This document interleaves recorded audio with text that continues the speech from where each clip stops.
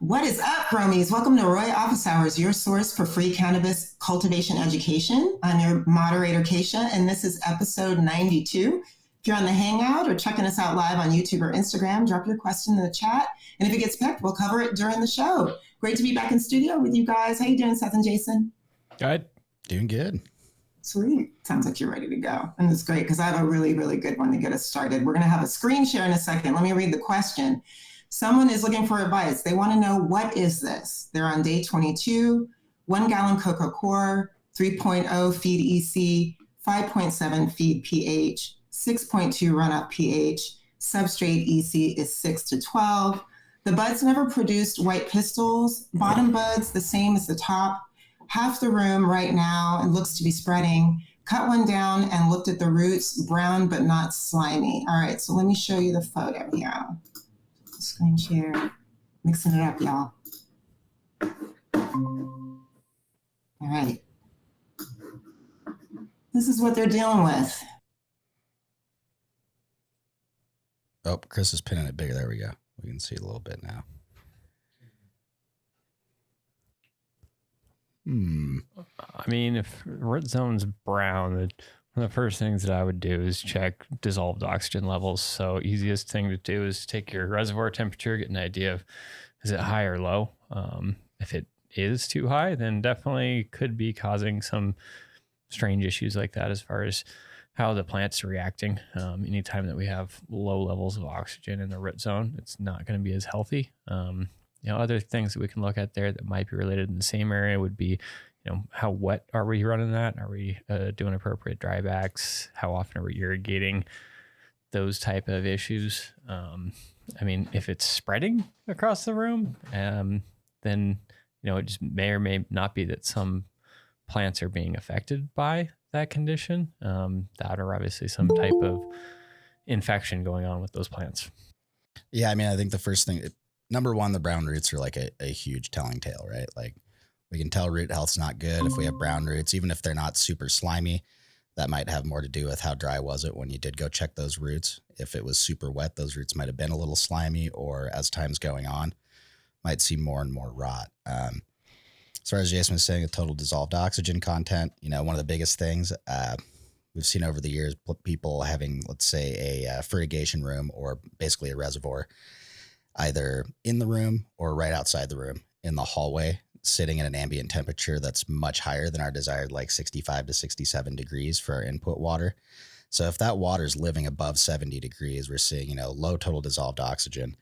And then also with that low total dissolved oxygen and better, a little bit higher temps, we're looking at just basically a great breeding ground for different bacteria. So if your water's been warm, if it sits stagnant for a while and you've hit a point where you have an infection in your system, now it can spread throughout your basically entire grow. It might start out contained to a table, but your plants all live on the same table.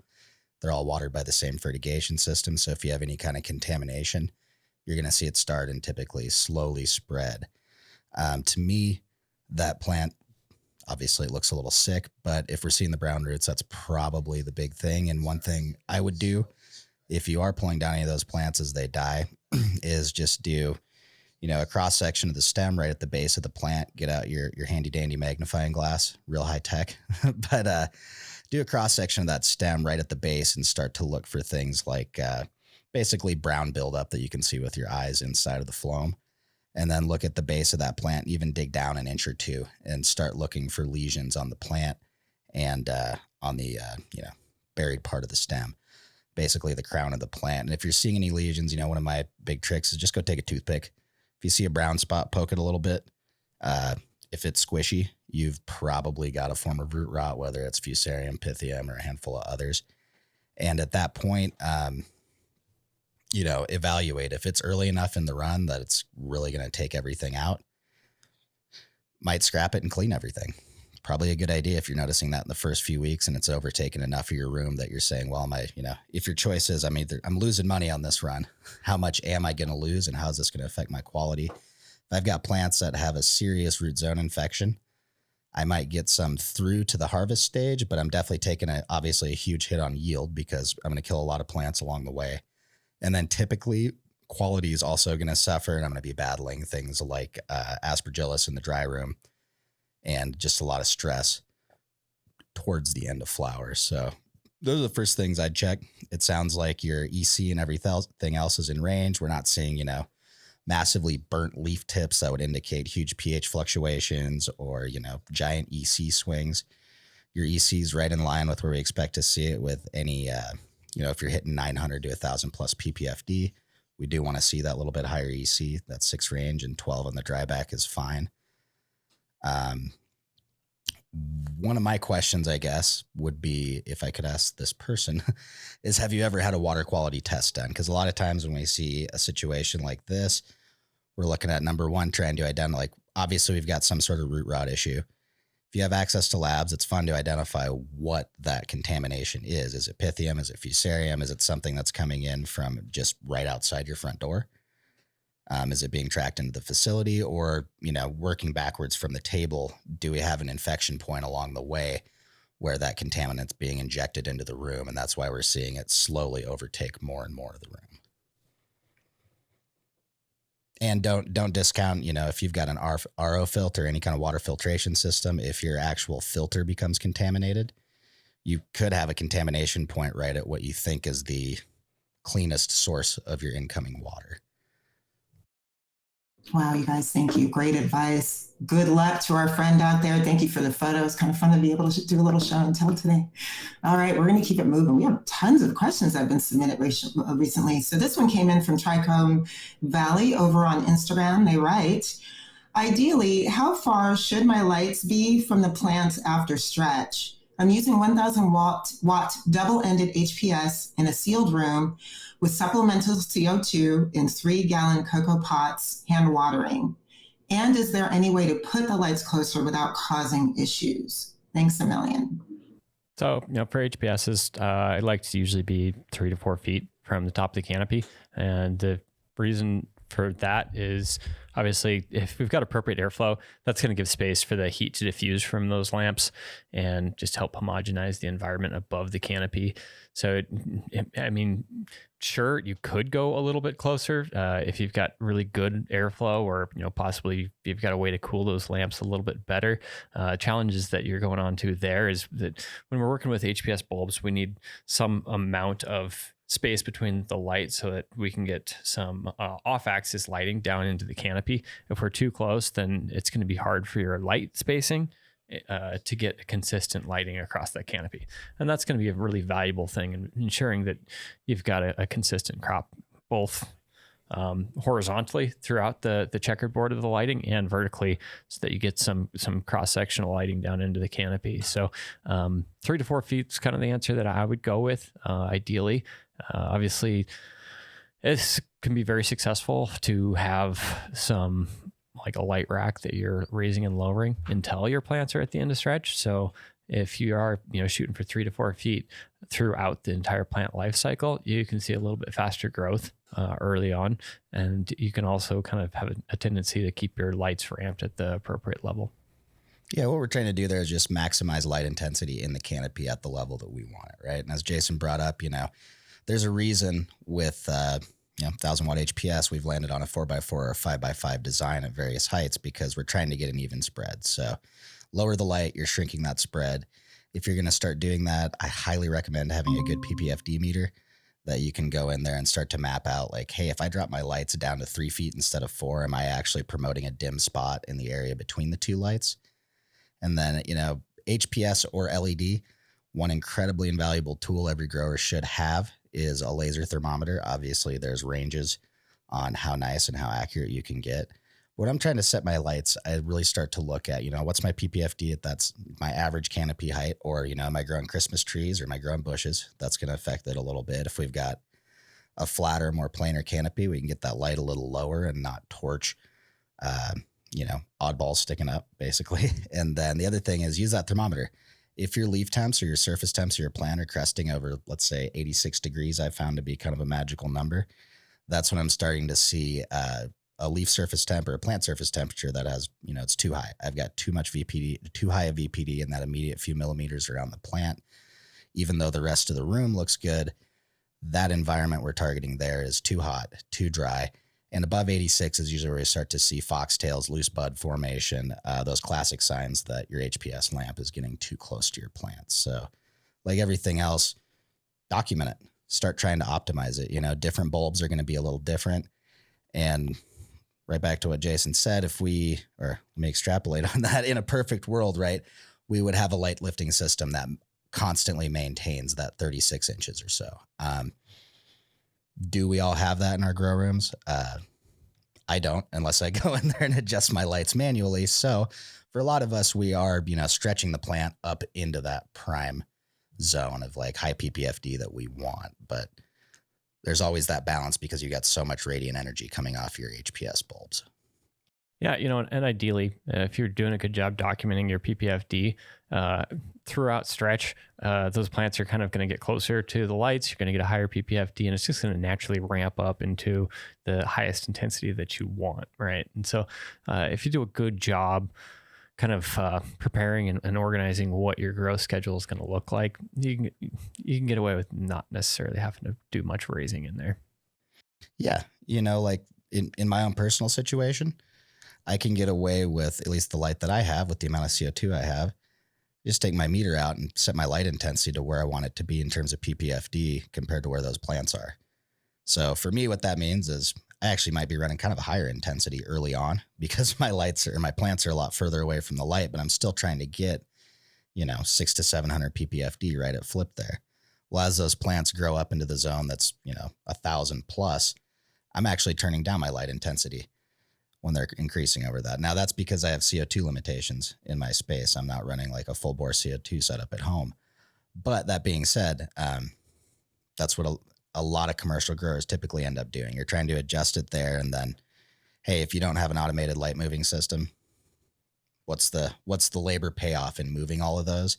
And then looking at like, okay, for our first 3 to 4 weeks throughout stretch, that light energy is helping that plant build structure, but it's not actually filling out buds yet. So with a lot of strains, we can lower those lights, get more nodes stacked on because we've got more light energy, but sometimes at quite a significant expense, depending on how hard your facility is to go adjust that. Like big greenhouse situation where I got to pull out an extension ladder to adjust every single light, probably not really the solution I'm looking for. You know, if that's thousands and thousands in labor to do it every cycle, or if it's going to be, you know, $100,000 for a light lifter setup for that room, I've kind of got to start weighing how much am I gaining out of actually moving those lights. And from what I've seen, sometimes it's not the biggest impact at scale as long as you've been able to tune everything else to deal with it.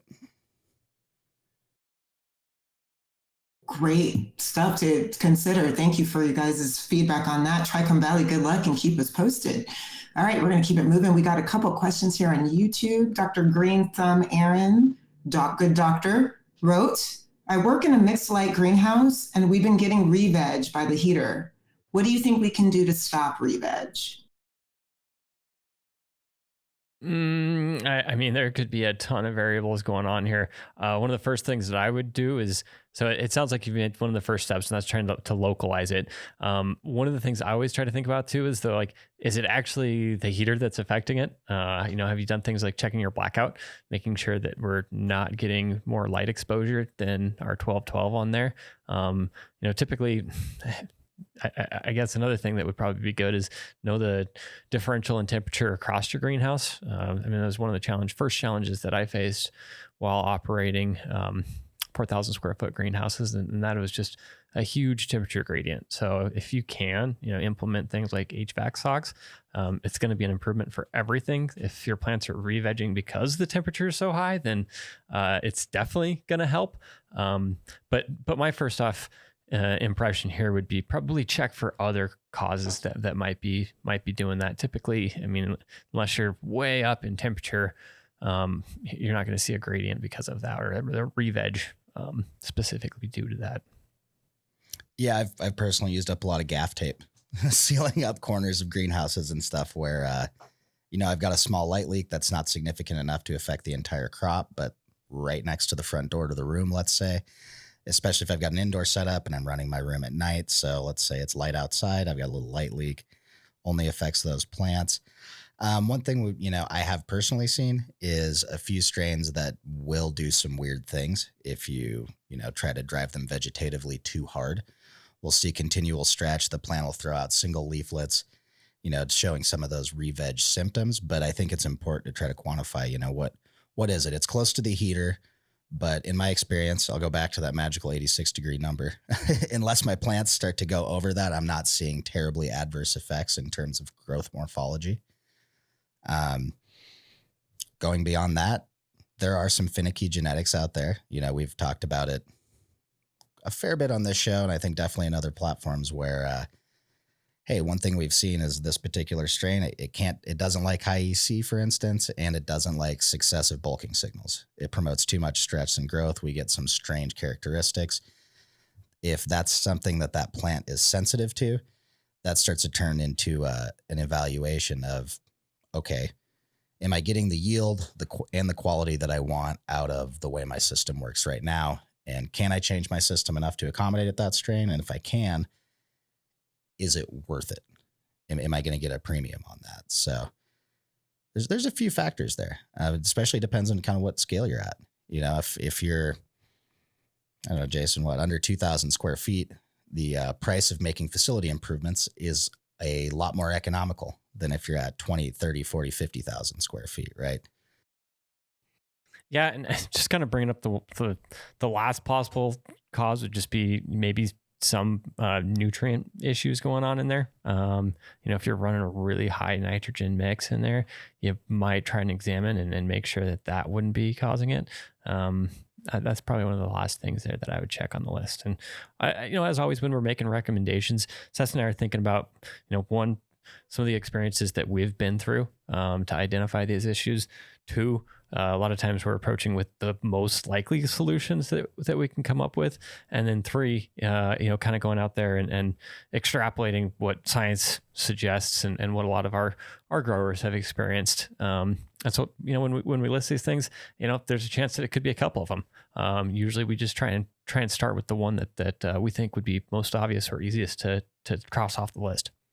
Yeah, and if you've crossed all those off, just like with most of the issues we talk about and like that happened in the flower room, look backwards in your process. I just remembered there's another situation I've run into that was not my fault, but did directly infect me.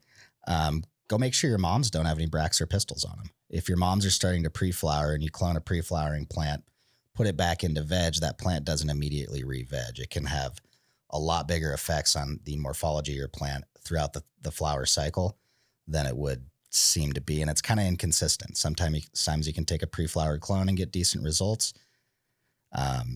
Other times you'll get a few weeks in and go, why is this thing just acting so weird?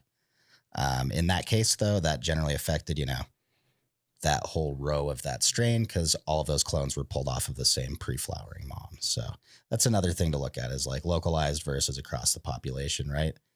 And how bad are things being affected? Like, Jason, you brought up high nitrogen.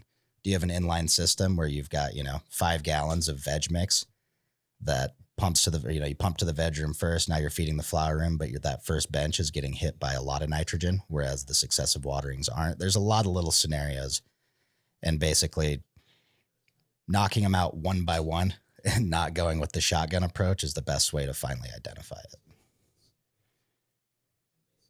I think that's quite a prescription for Dr. Green, so I'm Aaron to look into. Thank you guys for that.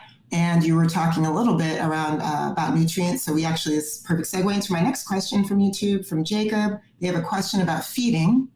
What's more important, reaching field capacity or trying to reach target drybacks? For me, it's hitting field capacity. And, the reason that I'm doing that is because, field capacity is something where, we're stabilizing our substrate and reaching target drybacks. Yes, it's great because then we can follow some of the crop steering recommendations that we have in there, but there's a lot more things that we possibly don't have as direct control of. So we're thinking about, all right, if we're already in a substrate that's too small or too large, then it's going to be a challenge to hit the drybacks that we need. Maybe we have a strain that just doesn't drink as much water as we're used to. again, going to cause some challenges to hit the drybacks that we need. If we don't have appropriate light levels, it might make it harder to hit the drybacks that we need. If we're in a unsupplemented greenhouse, then we're always going to have to adjust our irrigations based on, how much lighting that we can get in that day. Some days you're going to see much larger drybacks. If we have a day where it's a little cloudy and we get 30 micromoles, obviously we're going to have a substantial difference in how much water is used versus, hitting 45 to 50 ideally for something like cannabis. Yeah. And I mean, at least for me on that comparison, it's like Jason said, basically when we change volume, media size, that dryback number is going to change based on the plant size and the media size that we have.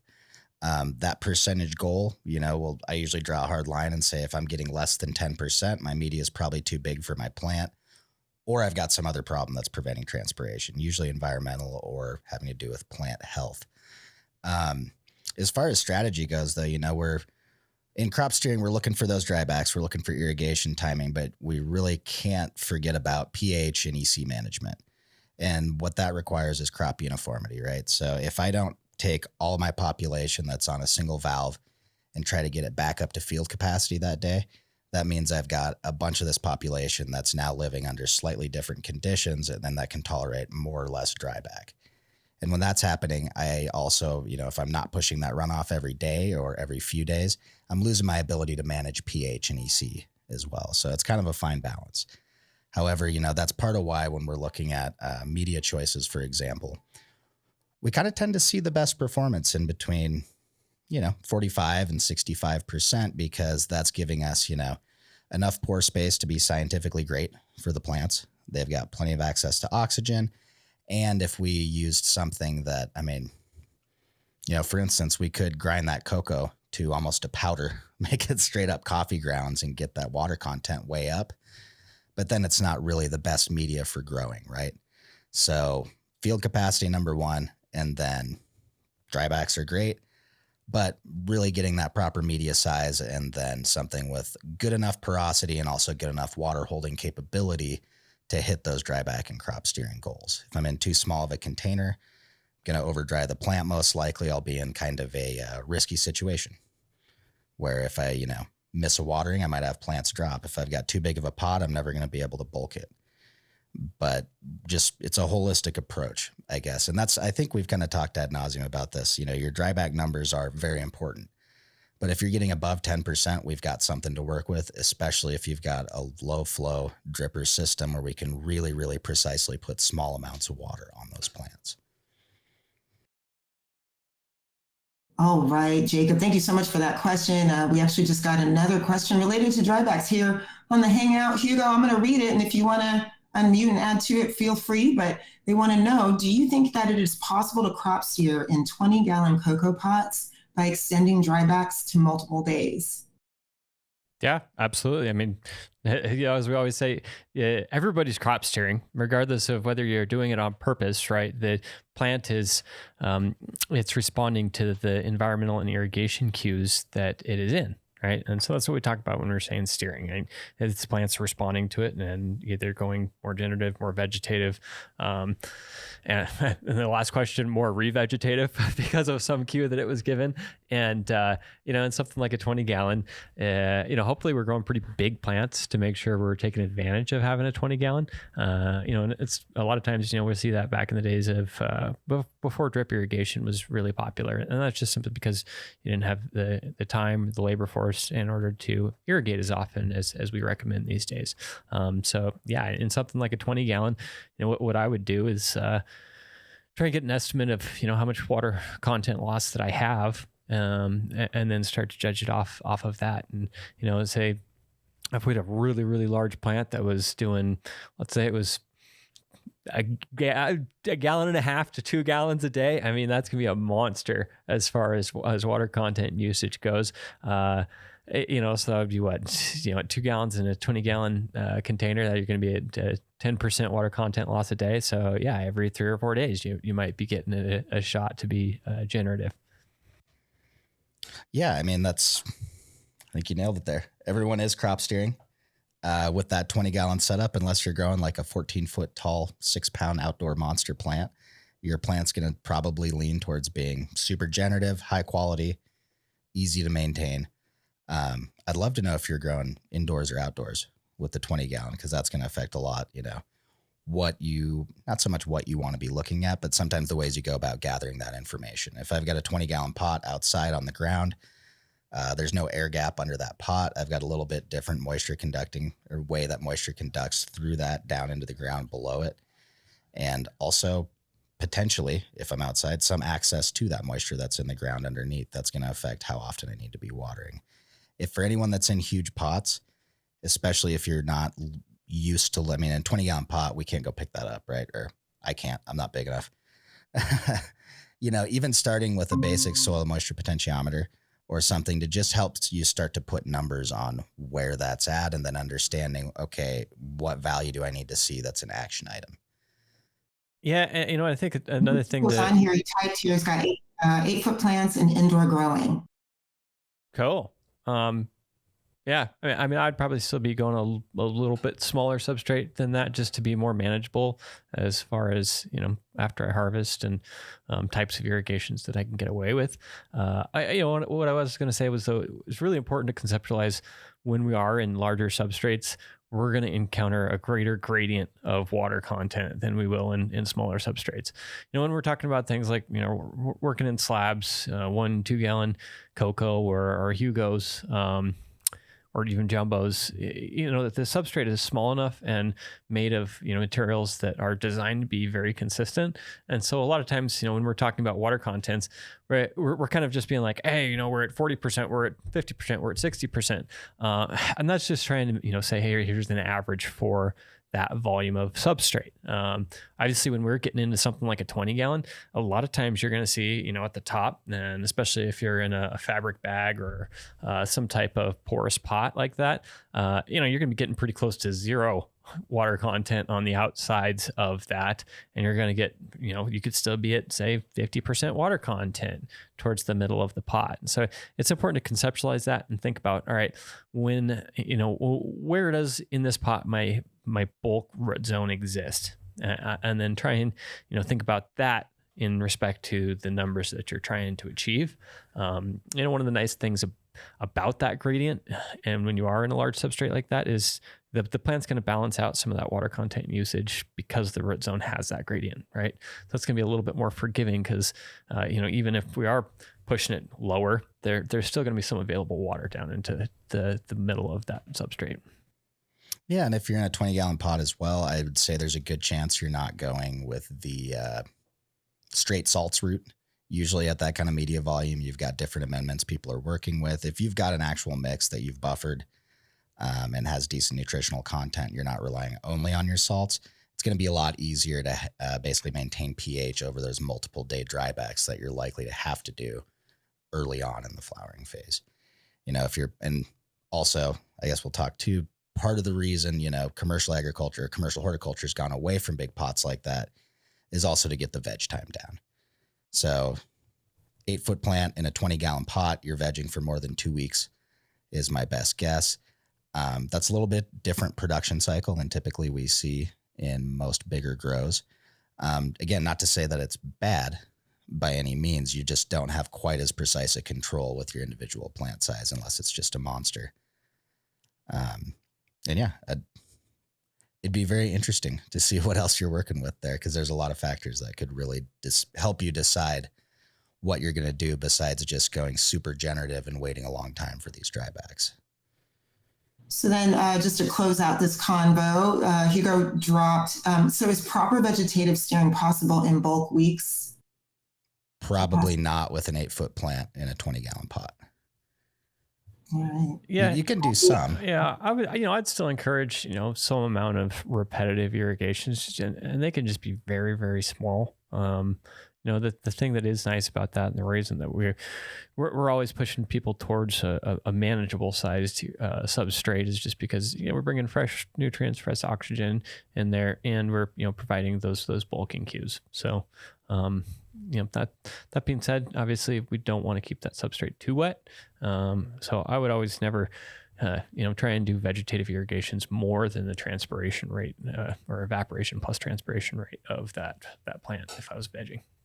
Yeah, you can do it, but you're not going to want to push it too hard. You're not going to make the classic jigsaw graph that we talk about. You're going to have a lot deeper valleys, fewer P1 or P2s rather. And I mean, it is doable.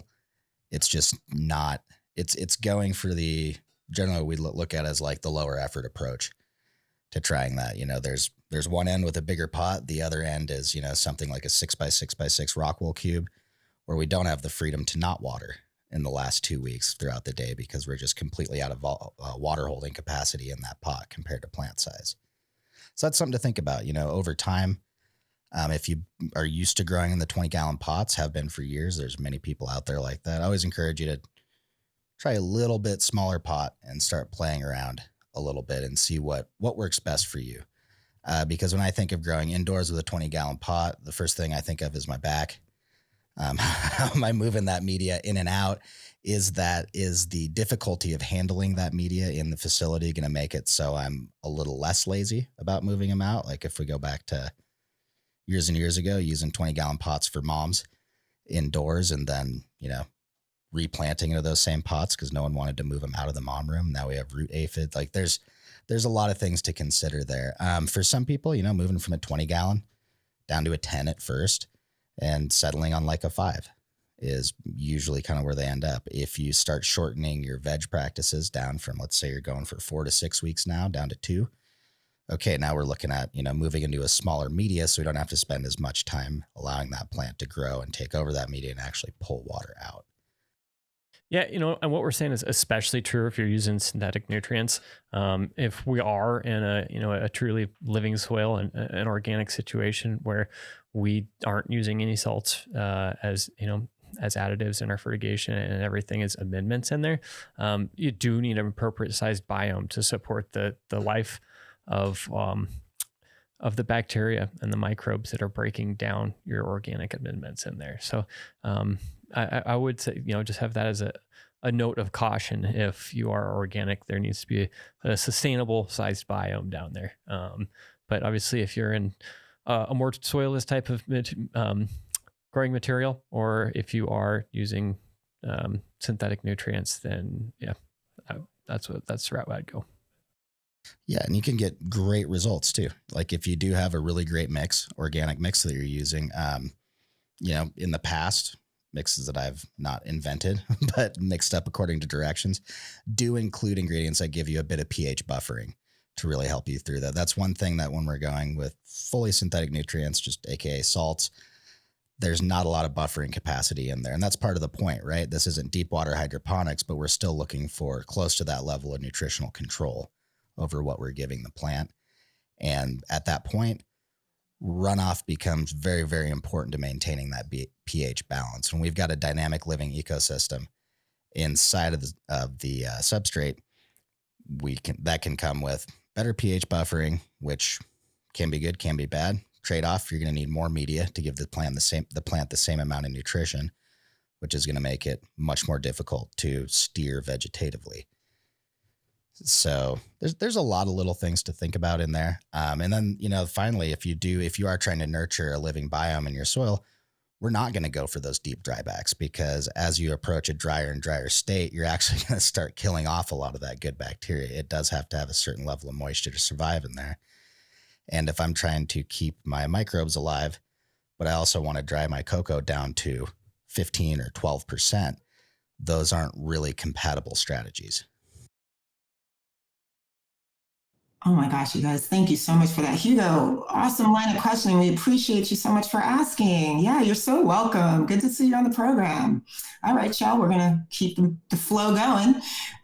This question was submitted on Instagram. Someone's asking, what's the procedure for flushing rockwool using tap water at 0.3 EC? I get it down to 0.3, but then it starts stacking again and ends up at 0.8 to 1.0. Sorry, trigger warning. Flush.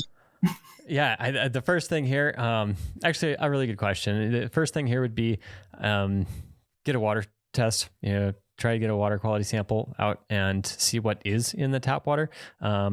because we could be at a lot higher ECs in that rock wool based on tap water. And as long as it's things that are good for our substrate, let's say it's just high in calcium, but it's just some free nutrients coming out of the tap, right? Now, if we're running into things like sodium chloride in there, then we're definitely going to have some issues. At those levels, I probably wouldn't get too concerned, depending on what your water quality test is, because we're going to add nutrients in there anyways, right? A lot of the cocos that I've worked with, I'll see them between, say, 0.6 and 1.2 EC, just right out of the shipping crate. And it doesn't really affect it as long as we get a balance in there. So, the really important thing here would just be knowing what is making up that EC that you're seeing.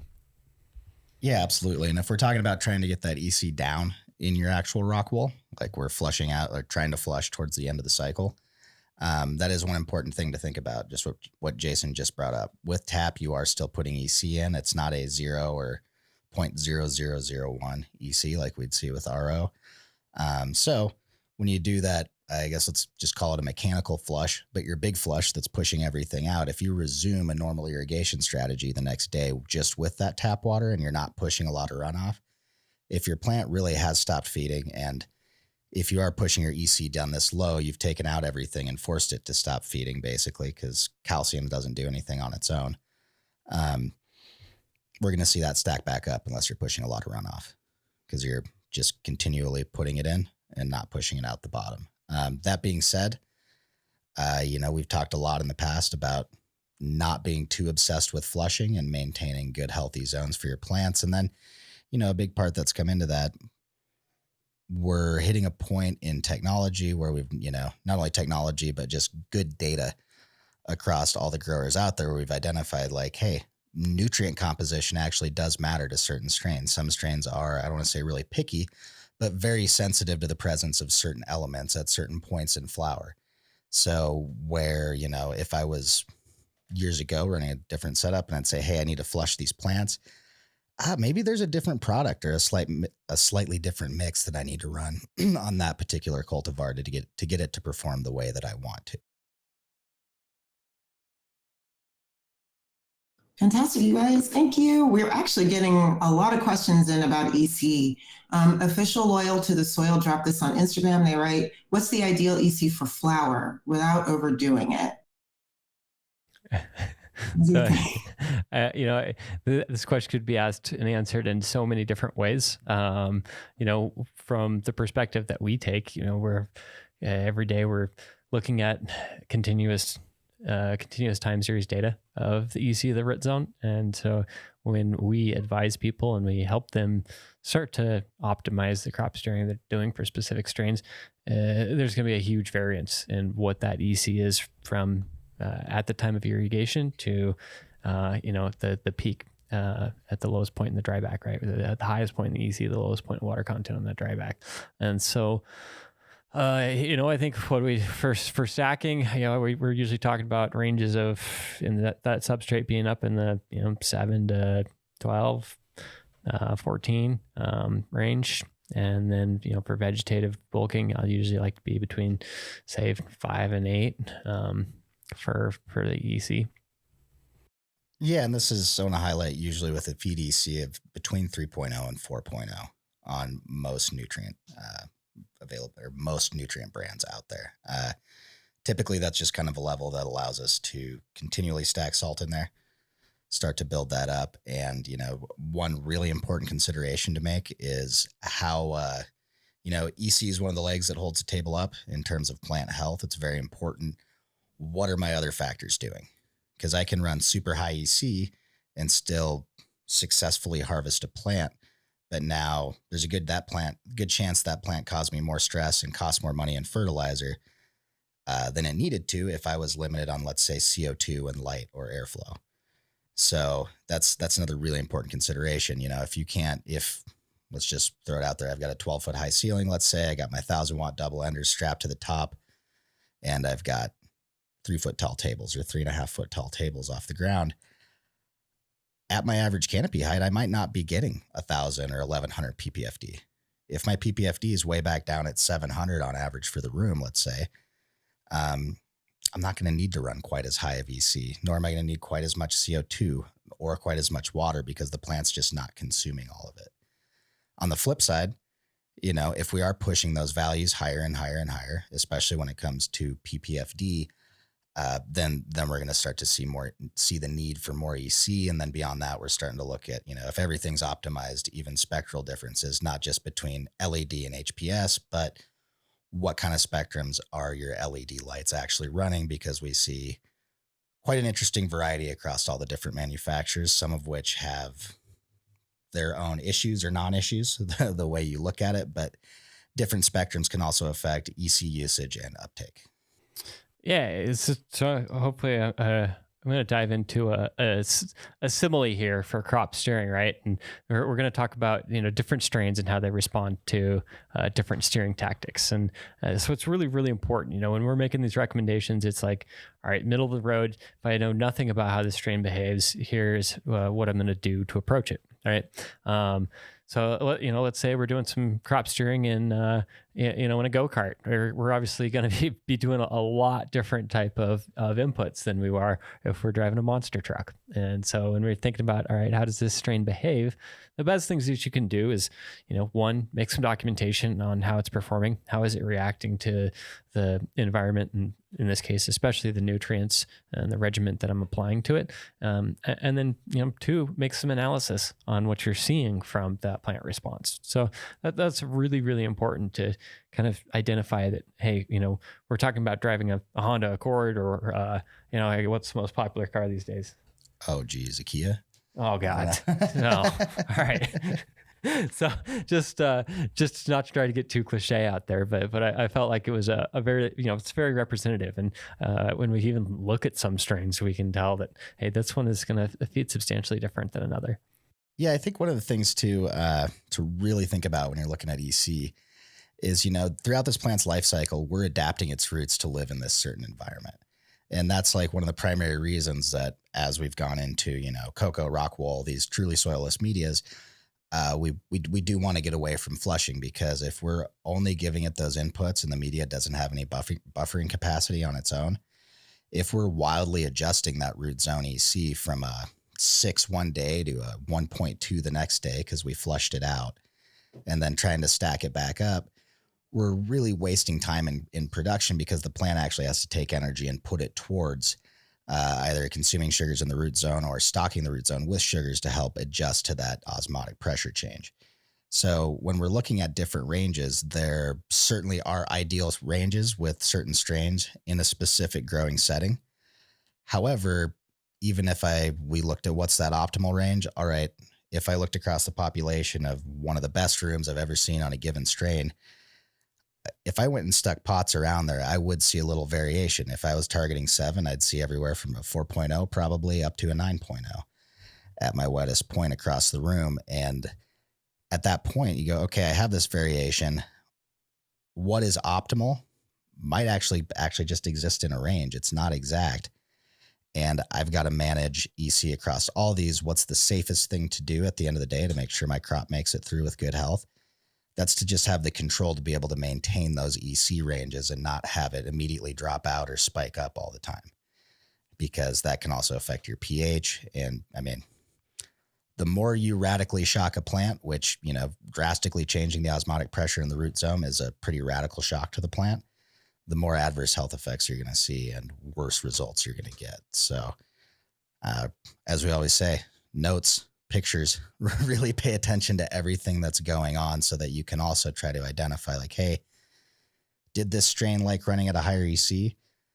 Maybe. Were we able to maintain pH throughout that whole run, or did we stack up EC in the first 3 weeks without pushing runoff at the expense of lowering our pH? And that's why we saw some perceived lockout or burning, let's say. Looking back at the data, it might suggest that, hey, the EC level was fine, we just didn't manage pH, and that's why we're seeing these results, rather than saying, oh, we had too much or usually too little EC. We often see characterized by, light yellow growth in new parts of the plant and classic deficiency symptoms. Thank you, guys. I feel like the theme for this show is take notes. It's a lesson that we come back to often. Appreciate that question. Good luck, official loyal to the soil. All right, we got this question in on YouTube from 618 Grow. They're wondering, what week should I start drought stress and cooler temps? I mean, one of the first questions that I would ask is, do we want to be applying drought stress? Certain strains are going to respond slightly, generatively and actually have a good response to drought stressors. Some really don't like doing drought stressors. And so when we're talking about, the typical drybacks that we recommend, we're actually really not even usually getting very close to any type of drought stressors. So in rockols, in coco, we're not applying a drought stress when we're at, say, 20% water content. And what's going on there is we're usually using osmotic potential to indicate some of these cues. Now let's say, something like coco, if we are getting down to, 10%, 12%, we are going to see some amount of response to the plant based on a drought stressor. And really what we're using to analyze this is what's called matrix potential. And matrix potential, the simple way to think about it would be how much vacuum does the roots have to apply on the substrate in order to pull water from it. Right. And the different characteristics of different minerals in a substrate cause those matrix potential curves to look substantially different. In something like rock wool, we're usually not even going to see a drought stressor until the substrate is below 5% water content. And so I guess that would be kind of the first question is are we pushing these plants very, extraordinarily generative? Then yeah, let's do a drought stressor. And as far as, to answer at what weeks, it's extremely strain dependent. When we talk about middle of the road, like I was mentioning earlier, we'll talk about, say, 3 weeks of generative stacking at the beginning of the cycle. I know we've said it in probably almost every episode that, on one side of the spectrum, you're looking at plants that are already generative leaning, and we may not have to do very much generative steering, and we can just apply, bulking, maybe even after, week 1. Maybe we actually don't even do much generative at all. And then on the other side, if we have plants that are genetically vegetative leaning, then we might just run bulking through the entire cycle. That's one of those things where we have to analyze, how does this strain respond? And so, let's start with the middle of the road. If we know absolutely nothing about how the strain grows, take those notes, analyze, all right, this is what we saw in response to that, and then manipulate your application for the next run and go from there, continuous improvement. Yeah, I mean, I think a lot of this just really comes down to your media and that term drought stress. We don't ever actually, not just to me, but when we define drought stress in greater agriculture and science, what that's talking about is becoming really close or actually crossing the line that is temporary wilting point. So one thing we're doing with the media choices that not just Arroyo recommends, but people choose for indoor cultivation in general, is pick one, both coco and rockwool, for instance, being the two most popular, probably followed by peat moss right behind it. One beautiful thing about all of those medias is they do have a fairly low matrix potential, which means our temporary wilting point is quite low. And what that allows us to do is dry it back a lot farther than maybe more traditional soils laying out on the ground before we actually get that drought response, which is wilting.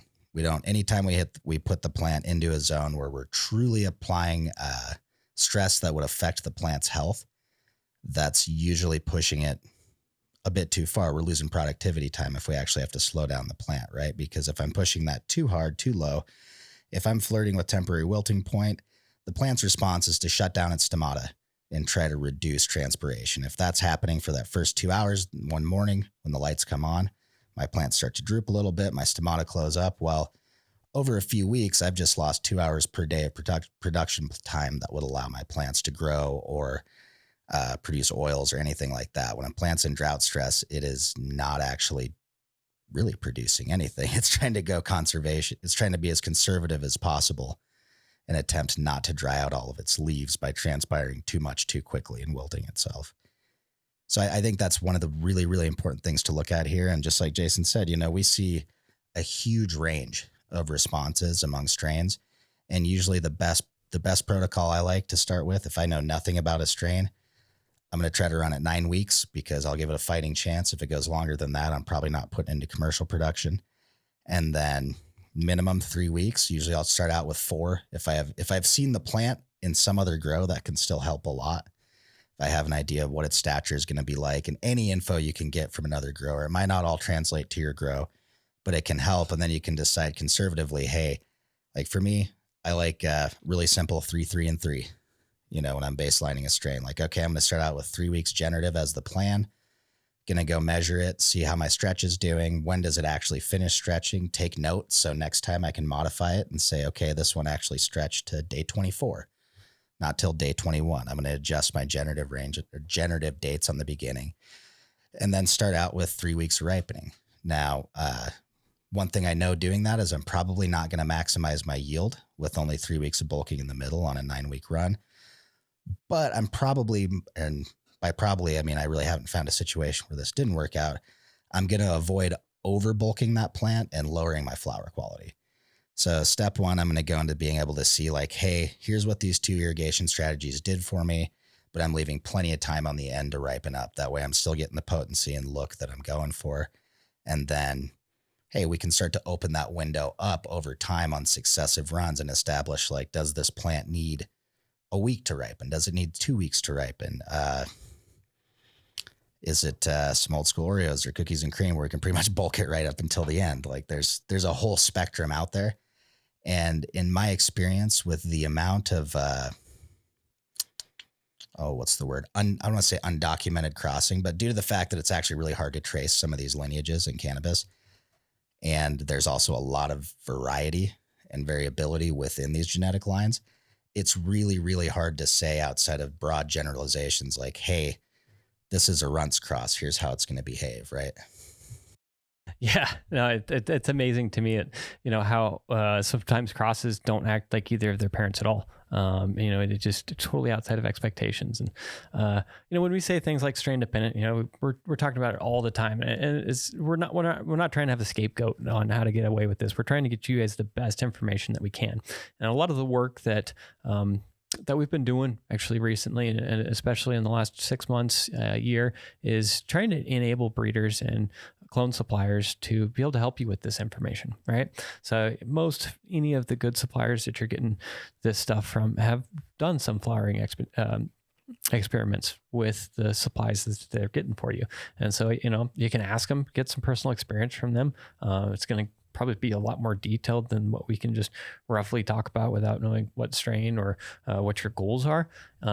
And then definitely, one of the things that we are doing is trying to help get the, Aurora into the breeders' experiments as well, so that they can just supply this information. How did they achieve the best results from this specific strain? And they can include that with their stock and actually increase the value of that stock, not only for them, but increase the value of it for you and the potential for your sales output. Yeah, that way when you go through your first run, you look at the finished product, you at least have the instructions on everything they did to achieve that.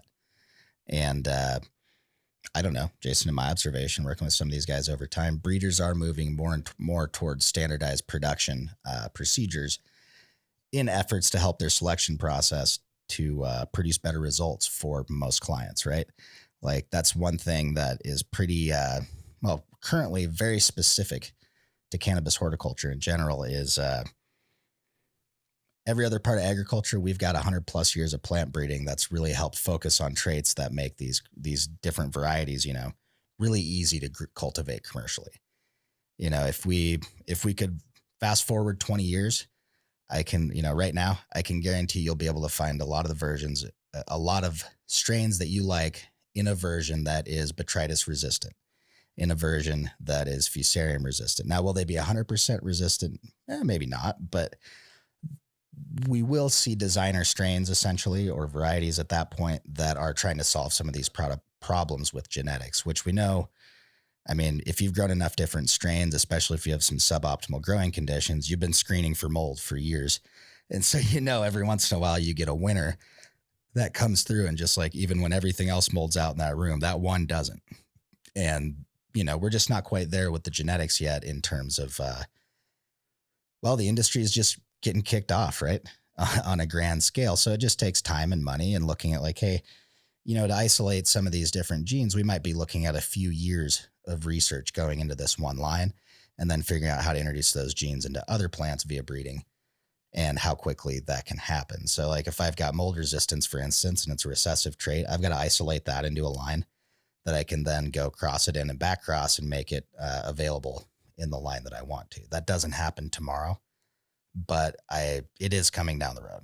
We're just in the infancy of that. And that's part of why this is such a, all these strain specific requirements are part of what makes this fun. And I think also part of what keeps cannabis growers so engaged.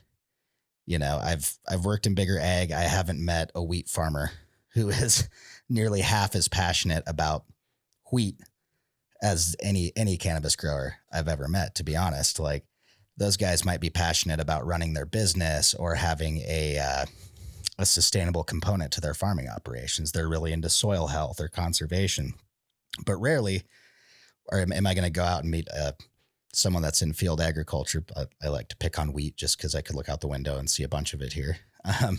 But they're not as concerned about like, what is that variety? They're looking at, hey, how easy is this to grow? How does it yield? Am I getting the protein content numbers to really get a premium on my crop? That's it. Whereas with cannabis, we get a lot more little problems to solve and just a lot more passion in general. And I think that's part of what attracts a whole set of people to this industry is it's problem solving day after day after day. Even if you take out the weed part, make it not cool, you're still engaging mentally with some of these problems that are just like, they're not intuitive. Some of them are really difficult to really wrap your mind around. And it takes a lot of time and energy input to get there. It's you guys are so good. We really are just getting started, are we? Sorry to cut you off, Jason. Go ahead. Oh, you're all good. It's it's one of the fun things. I always have anecdotes from the early days of Arroyo, and when we was getting into some boutique grows, and I was asked like, well, what is your favorite part about going to work on a daily basis? And it seemed like the overwhelming response was popping seeds or breeding. There it is. All right.